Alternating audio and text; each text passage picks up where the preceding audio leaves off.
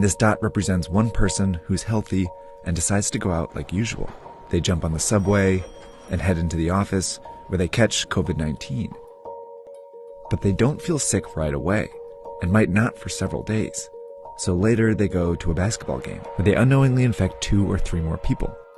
Most of these people will have relatively mild cases, but one might be an elderly person with a severe case who will eventually have to go to the hospital. But these 3, who are all infected but don't feel sick, go out again, on the subway, into the office, and then out after work, infecting several more people, 20% of whom will need to go to the hospital.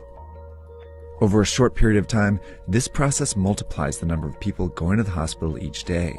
Before long, the hospital is full and a crisis begins. People with severe cases of COVID-19 can't get treatment, and some who could be saved die. Plus, people with other issues can't get treatment either, and some of them die. This surge of severe cases causes avoidable deaths. That's what happened in South Korea, Iran, and Italy, all of which went from 100 to more than 5,000 cases in less than 2 weeks. A lot of people died because they couldn't get into the hospitals. This surge is made up of only severe cases, but it was generated by people who didn't feel sick, spreading the disease in public. Which means the people who can do the most to avoid these unnecessary deaths are these people. And that means all of us. To slow the virus down, you need to act as if you already have it.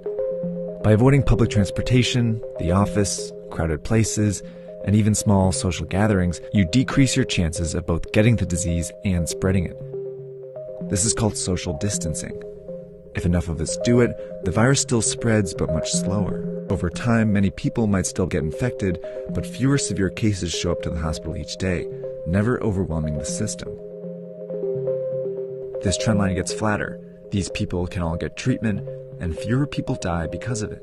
These are the 2 ways the COVID-19 pandemic can play out. But this one only happens if everyone does their part.